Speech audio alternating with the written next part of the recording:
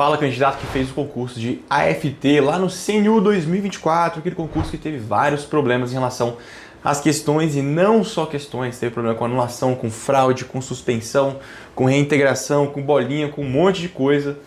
E hoje vou tirar o tempo aqui para responder as perguntas que vocês mandaram lá no Instagram sobre AFT, anulação de questões. Se vale a pena, se não vale, os valores, se dá para ganhar, se não dá, se já tem decisão, se não tem. Separei todas as perguntas que vocês mandaram aqui e eu vou responder todas elas para você, beleza? Bom, a primeira delas que perguntaram aqui foi: qual a questão mais fácil de anular na sua opinião? Na minha opinião, sem dúvida alguma, mas sem dúvida nenhuma, a que tem mais anulação até hoje e a que mais vai ter ainda no futuro é a questão da ergonomia. Se você não sabe, essa questão da ergonomia ela foi retirada pela SysGram de um outro lugar e a SysGram, quando fez essa migração de questão, ela apagou algumas coisas do enunciado.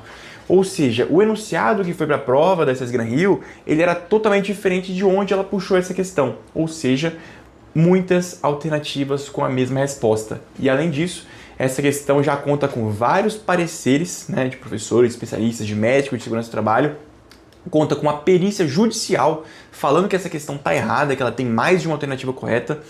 E, inclusive, a SysGram juntou o parecer de uma professora para sustentar suas alegações. Mas depois ouviram essa professora e a própria professora da SysGram desmentiu a banca e falou: essa questão realmente está errada da forma como eles fizeram. Quando eles fizeram a migração dessa questão, ficou uma pergunta totalmente aberta e genérica. Então a questão da ergonomia, ela sem dúvidas é a questão que mais vai ter anulação até o final dos tempos. É uma questão que tem muito juiz deferindo a anulação de questão da ergonomia. A questão da sobrecarga também tem, a questão do preso também tem, só que número menor, a da ergonomia é a que mais tem disparado, beleza? Próxima pergunta aqui, ó. Preciso de 5 questões das polêmicas, né? Tem várias questões polêmicas, para ficar no cadastro de reserva, mas estou receoso com a ação. Bom, isso aqui, eu tenho que falar o quê? Dá para você conseguir ganhar 5 questões? Dá, a gente tem casos aqui de vitória, inclusive, tem outros candidatos que perguntaram aqui, vou falar. Mas, claro, é mais difícil e eu tenho que ser transparente com você. Não é porque você vai entrar com 10 questões que você vai ter uma chance grande de ganhar. Claro, se você tem as questões que são realmente erradas, você tem justificativa para cada uma, você pode entrar com várias questões? Pode. A chance de você ganhar vai diminuindo com relação a quanto mais questões você precisa para passar. Você precisa de 2, 3 questões é uma coisa, 4, 5 é outra, 6, 7 é outra, mais de 7 já é uma outra coisa também. É possível? É possível. Tem gente ganhando? Tem gente ganhando. Mas também tem gente perdendo. Isso é o que você tem que saber. É uma escolha do candidato. Fica aí, ó, que eu vou responder mais perguntas aqui, além da sua, que são bem parecidas, e aí eu vou aprofundando no tema para não ficar preso muito tempo na mesma pergunta, beleza? Próxima pergunta aqui, ó. Qual o maior número de questões que vocês conseguiram em uma ação? A gente aqui, o maior que a gente já conseguiu foi de 6 questões lá no TRF6. Foi aquela decisão emblemática. Posso até pedir para o editor deixar na tela passando aí essa decisão que o juiz escrachou a SysGram. Falou: ó, nunca vi uma prova tão mal feita como essa. Essas questões são totalmente bizarras, não tem pé nem cabeça. É horroroso o trabalho que essa banca fez aqui. Ela nem tentou se defender. Então, realmente, foi o maior número de questões que a gente tem aqui. Eu já vi outras decisões de 8 questões, de 9 questões, tá? Acontece, depende bastante do juiz que está ali analisando o seu processo. Próxima pergunta: custas / honorários de sucumbência são muito altos em caso de improcedência? Para quem não sabe, quando você entra com uma ação, se você tem gratuidade de justiça, você não paga nada disso que eu acabei de ler. Se você não tem gratuidade de justiça, você tem que pagar caso você perca custas e sucumbência. Aqui no escritório, grande maioria dos casos disparado, tipo 95, 98% dos casos, o valor da causa fica em R$1.000. Tem um juiz só que ele fala que o valor da causa tem que ser adequado para corresponder ao salário do cargo, né, uma conta com relação ao salário do cargo, que acaba elevando esse valor da ação no caso de improcedência. E pode ser que o seu processo caia lá. É um juiz aqui de Brasília. Se for fora de Brasília, a chance é muito baixa, tá? Então, pode ser que sim? Pode. Quanto que você pagaria de sucumbência? Aí o valor seria de 10% do valor da causa que o juiz pode arbitrar. Ele pode ser 10 mil, 5 mil, 20 mil, depende de quanto ele vai arbitrar de valor da causa, tá? Quais são as nossas formas de sair disso? Na verdade, eu vou deixar essa parte para outra pergunta aqui, que eu acho que tem mais uma pergunta nesse sentido. Deixa eu ver. Tem não, vou responder aqui logo tudo então. Qual que é a nossa estratégia para esses casos? Se eventualmente o juiz colocar o valor da causa lá em cima, você consegue gratuidade de justiça por outro fundamento, que é o quê? olha, apesar de eu receber mais do que 4, 5 mil ali mensalmente e não fazer jus à gratuidade de justiça em um mundo padrão, quando o valor da causa é jogado para tantos mil reais, eu já não consigo arcar com isso sem prejudicar minha subsistência. Ou seja, se você for ter que pagar 10, 20, 30 mil de sucumbência, você não vai conseguir. Então o que o juiz faz? Ele estica a gratuidade de justiça para você também, ainda que você tenha um salário maior. A gente tem várias vezes aqui no escritório conseguindo gratuidade para pessoas que recebem mais de 10 mil, mais de 15 mil, justamente porque a sucumbência ficaria muito alta. E outra, tem uma solução também lá no artigo 98 do CPC que fala o seguinte, ó. Não necessariamente você precisa da gratuidade de justiça para tudo. Você pode conseguir gratuidade de justiça só para sucumbência. Então, como a sucumbência é o mais pesado, as custas são bem baratas, não é caro. Então, acho que ninguém reclamaria de pagar custo, ainda mais se você ganhar mais de 10 mil reais. Agora, se você tiver problema com a sucumbência, você pode fazer esse pedido do artigo 98 para você pedir que a sucumbência para que seja conferida a gratuidade só para sucumbência. E o juiz tem deferido. Inclusive, se você quiser, manda mensagem no escritório que eu te mando umas decisões exatamente nesse sentido para a AFT, tá? Ganhar a causa é uma loteria? Olha, não é uma loteria porque, obviamente, depende do trabalho do advogado, depende da sua pontuação, depende do juiz. Não é uma coisa de sorte, eu diria. É uma coisa mais de trabalho, como o trabalho está sendo feito. Obviamente, né, não depende do advogado, não depende da parte, depende de quem? Do judiciário acolher a argumentação. Claro, se você fizer uma petição bem feita é uma coisa, se você fizer uma petição mal feita, a chance de ganhar é pior. Então depende muito, claro, né, do trabalho que está sendo feito ali. Não é uma loteria, mas obviamente não tem como garantir uma vitória. Se você está perguntando loteria se tem chance de perder, tem chance de perder, como tem chance de ganhar, beleza? Fica aí que eu vou falar mais sobre isso durante o vídeo. Meu caso, nota 73.9, quero entrar heteroedicação, né, cotista negro, preciso de 7 questões, quer entrar com 7 questões, redação 10.4. TF6, o que acha? O TF6 é justamente onde veio aquela decisão de 6 processos, tá? De 6 questões. Se você precisa de 7, dá para conseguir? Dá, só que, como eu disse, é mais difícil, tem uma chance real de você perder. Não posso falar aqui que vai ser o mundo das maravilhas, que você vai ganhar todos os processos, nossa, assina aqui, que eu vou te entregar o seu cargo de FT. Não é assim, é uma briga. E o que eu falo para todos esses candidatos que estão pensando se vale a pena? Bota numa balança, tá? Bota numa balança. Quanto custa entrar com essa ação? Sei lá, depende de quanto seu advogado vai te cobrar. X mil reais, eu não posso falar o preço aqui, porque eu não posso passar preço aqui no vídeo no YouTube, porque a OAB vai encher meu saco. Então, X mil reais. Quanto custa não entrar com a ação? Você pagaria esse valor aqui para o advogado para ter uma chance de ser AFT e receber 22, 25, 30 mil reais ao longo da sua carreira? Para ter uma chance dessa? Se você acha que vale a pena, vamos embora. É difícil? Talvez seja com 7 questões. Se você acha que não é, que faz muito sentido arriscar, vamos embora, a gente entra, tenta, se der certo, que bom que você conseguiu. Se não, você tentou e você perdeu esse valor aqui que você gastou para entrar com a ação. Obviamente, né? Se você tem condições de pagar e não vai fazer diferença para você esse valor aqui do advogado, aí faz muito sentido para você tentar. Eu tentaria, até porque se você conseguir, o benefício ele é estrondosamente maior do que o custo que você vai ter com esse processo, beleza? Receio. Juiz não aceitar o valor da causa, mudar e perder a ação. Mesma coisa que eu já respondi antes. Eu até sabia que tinha outra pergunta aqui, mas acabou que eu não vi quando eu olhei antes. É a mesma coisa que eu respondi antes, gente. Se você perder a ação, você tem que pagar a sucumbência. Tem só se você não tiver gratuidade. Se você tiver gratuidade de justiça, você não precisa pagar nada. É zero custo para entrar com essa ação.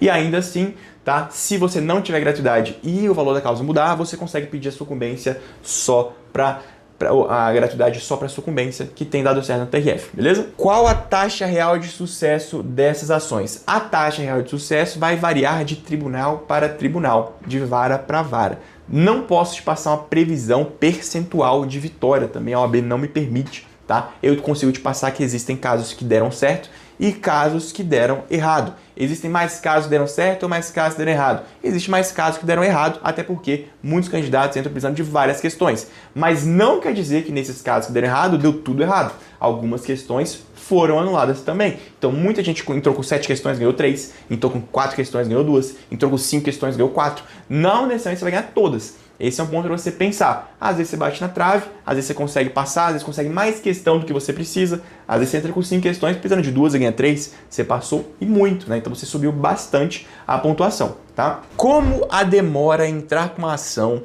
pode me prejudicar, já que nomearam 855 candidatos? Pessoal, Se você demorar para entrar com a ação, não é nem uma questão de prejuízo no sentido de nomeação, é porque você não vai conseguir entrar mais. O prazo para você entrar é 1 ano a contar da homologação do concurso. Para a AFT, não sei se você se recorda, o concurso foi homologado, acho que foi em julho ou agosto, acho que foi agosto de 2025. Então você tem até agosto de 2026 para entrar com essa ação. Hoje é janeiro, você tem perto ali de 6 meses para entrar com essa ação. Depois disso, já era. Você nunca mais vai conseguir entrar com essa ação. Então, não é questão de prejuízo, porque agora já passou a etapa, já está tudo no mesmo bolo, já tem gente nomeada, agora está tudo nos finalmente. Se você entrar com essa ação agora, você pode? Pode, e é agora que você tem que entrar, caso você queira. Se você deixar para depois de agosto, já era, você nunca mais vai poder questionar. Então tem essa urgência para você entrar com essa ação. Como a maioria dos juízes estão julgando sobre o pedido de tutela antecipada? A grande maioria dos juízes está indeferindo a tutela antecipada, tá? Isso não significa que você vai ter uma decisão desfavorável. É muito comum o juiz pedir, indeferir a tutela, para aguardar a banca se manifestar sobre as questões. É porque tem processo que é a questão XYZ, tem processo que é a questão ABC, cada um entra com uma ação diferente, cada um precisa de X pontos para passar. Então, o juiz ele costuma ouvir a parte contrária antes, para ver se ela tem alguma coisa a dizer sobre essas questões, e depois ele decide em sentença. Existe muito caso que o juiz, mesmo indeferindo em sentença, ele muda de opinião, ou ele indefere em liminar, e quando chega a sentença ele muda de opinião e defere o pedido, ele julga procedente o pedido. Da mesma forma que o contrário também existe. Pode ser que eventualmente algum juiz defira liminar, depois ele pense melhor e indefira, né? Julgue improcedente o pedido em sentença, beleza? O que a Sesgran-Rio / União estão argumentando na contestação? Geralmente eles trazem várias alegações preliminares, tá? De legitimidade, de que tem que ter a intimação de outros candidatos para participar desse processo, traz a alegação de que você não tem ali uma legitimidade ativa, ele fala que a Sesgran-Rio não é parte legítima, mas tudo isso é negado, tá? Tudo isso é negado e nenhuma preliminar é acolhida. Em breve será se você entrar com a sua ação após agosto, porque aí vai começar a haver uma preliminar de intempestividade, mas hoje não existe esse problema. E além dessas preliminares, elas estão alegando, tanto a União quanto a Sesgran-Rio, que as questões estão certinhas, eles estão fazendo uma coisa bem por cima, não tem uma análise muito aprofundada dessas questões, especialmente pelo que eu falei, porque quando eles estavam juntando parecer para sustentar essa questão, os candidatos iam atrás dos professores que fazem os pareceres e o professor desmentia a Sesgran-Rio. Então, era isso que estava acontecendo. Então, as bancas estão torcendo para que o judiciário não entre no mérito, que aplique o tema 485, que não queira analisar, porque se realmente for analisar as questões, não tem defesa. É impossível um juiz analisar as questões de verdade, analisando os pareceres, os laudos e dizer que a questão tá bonita, tá certinha. Eu nunca vi. Todas as vezes que tem uma análise aprofundada de todos os documentos que eu tô falando, tem uma anulação acontecendo, tá? Quando não há anulação, geralmente é porque o juiz passou por cima das questões e falou, não quero nem ver. Vou analisar não, tema 485, aí você tem que fazer o quê? Recorrer. Tem que entrar com recurso para forçar o juiz a analisar essas questões, tá? Há algum precedente a ser seguido nesse caso em específico, além do tema 485? Sim, tem vários julgados do próprio STF que reconhecem, que fazem uma interpretação desse tema 485. O que aconteceu? Quando saiu esse tema 485, ele ficou um pouco nebuloso, né? Porque ele fala o seguinte, olha, só pode entrar no mérito quando tiver alguma ilegalidade ou uma inconstitucionalidade.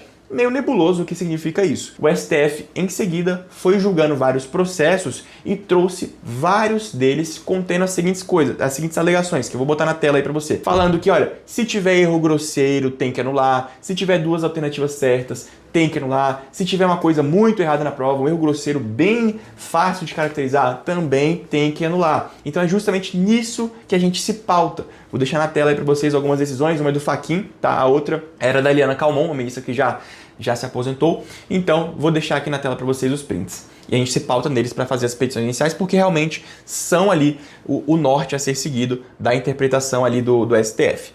Próxima pergunta aqui. Há algum precedente criado a partir das demandas de anulação das questões de AFT? No sentido de ter um tema de repercussão geral, um IRDR, um precedente vinculante? Não existe, tá? Então, até agora não tem, e eu acho que muito difícil de ter, tá? Acho que muito difícil de ter alguma coisa nesse sentido. Já há algum processo em fase recursal no tribunal? Já. Tanto os que a gente ganhou, quanto os que a gente perdeu estão em fase recursal. O que é fase recursal? Quando você tem uma decisão favorável ou desfavorável, a parte que perdeu, você ou a banca, pode recorrer. Aí o recurso vai para onde? Para o tribunal, para o TRF, no segundo grau de jurisdição. Então, tem muitos processos nessa fase. Alguém entrou com ação que está dentro dos 855 candidatos nomeados? Não. Ninguém que entrou com ação judicial conseguiu estar dentro dos 855, porque essa lista de 855 tirou todos os 45 subjúdices, tá? Eles não aceitaram nomear, teve que entrar com o processo para questionar e pedir nomeação.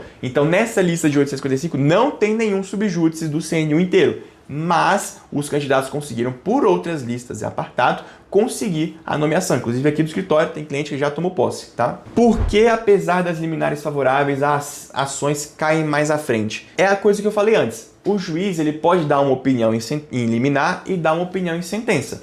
Tem decisão que dá liminar e o juiz muda de opinião porque ele se convenceu assim. E tem juiz que nega liminar e muda de opinião para deferir em sentença. Os dois acontecem em todos os processos. Pode acontecer qualquer coisa. Por quê? Porque a decisão liminar ela é uma decisão precária, uma decisão provisória. O juiz olhou rapidinho, chegou o processo na mesa dele. O que ele faz? Tem uma urgência aqui, deixa eu ver o que é. Ah, questão, tal. Ah, tá, vou deferir. Não lê direito. Ah, vou indeferir. Não lê direito, tá? Então, quando ele vai ler direito, é quando o processo vai para a sentença. É lá que ele para, analisa a contestação, a inicial, a réplica, as provas que foram produzidas, lê a perícia de direito com mais calma. Então, é na sentença aonde o juiz realmente vai gastar um tempo ali analisando e especificando o que realmente importa para você ganhar ou para você perder o processo. Próxima pergunta. O cadastro de reserva está enorme. Não tenho certeza da minha redação estar acima de 18. Se você tem dúvida se sua redação foi boa ou não, se vale a pena entrar com ação ou não, já que sua redação tem que estar muito boa, eu sugiro que você faça uma correção extraoficial da sua redação com algum professor de discursiva, algum professor parecerista aí, um recursista qualquer. Acha um professor bom, pede para ele fazer uma análise da sua prova, ver qual nota você tiraria, mais ou menos ali na opinião dele, tá? Porque é mais barato que entrar com ação e lá na frente descobrir que você foi mal na prova. Então você tem essa opção de você ter uma correção extraoficial. Não é garantia, óbvio, até porque o professor também ele não consegue adivinhar como é que a César Granil vai corrigir, né? Pode ser que tenha, mas você vai ter um norte, pelo menos. Se você precisa de 18 e o professor fala que você vai tirar 6, obviamente você não precisa nem gastar o seu tempo e dinheiro com uma ação judicial se você precisa de 18 pontos e o professor está falando que você foi muito mal. Então, já dá um norte, já dá uma luz, um norteamento. Agora, se ele fala que você vai tirar um 16, um 15, um 17, um 19, talvez valha a pena você entrar, beleza? E a última pergunta do dia. Sim, tenho medo. Ainda está em tempo? Qual a forma de cobrança pelo serviço? Essa pergunta aqui eu já respondi, né? Ainda está em tempo, você tem até agosto ou julho, tem que olhar certinho quando que deu um ano, acho que foi agosto. Quando que deu um ano a partir da homologação do concurso e entrar com essa ação. Então até lá você tem para entrar com esse processo. Depois disso já era. E qual a forma de cobrança pelo serviço? Não posso passar aqui no YouTube, mas a gente parcela, tá? Boleto, cartão, seja lá o que for, a gente consegue parcelar para vocês, não posso falar de valores aqui. E acho que é isso, acho que finalizei as perguntas aqui. Se você quiser fazer uma pergunta pra gente, manda lá no Instagram, tá? Meu Instagram é advogado de concurso, vou deixar o link aqui embaixo na descrição. Se você estiver receoso com essa questão, manda uma mensagem lá pra mim no direct, conversa comigo, manda uma caixinha de perguntas que a gente abre direto lá no Instagram também, para você entender, tirar suas dúvidas e sanar os seus pontos aí, beleza? E aproveitando, também tem um grupo aqui embaixo na descrição, caso você queira entrar para trocar ideia com outros candidatos que entraram com o processo, que querem entrar com o processo, que estão nessa mesma situação que você para FT, para vocês discutirem ali se vale a pena, se não vale, tem um grupo ali para vocês trocarem ideia, só para vocês terem um lugar para tirar dúvidas também, beleza? E é isso, aquele abração, tchau, tchau. E se você tiver interesse em entrar com essa ação, depois de tudo isso que eu falei, vou deixar o contato aqui embaixo também, para você mandar uma mensagem pra gente diretamente no nosso WhatsApp, beleza? É isso, aquele abração do advogado de concurso, espero que eu tenha esclarecido e fiquem com Deus.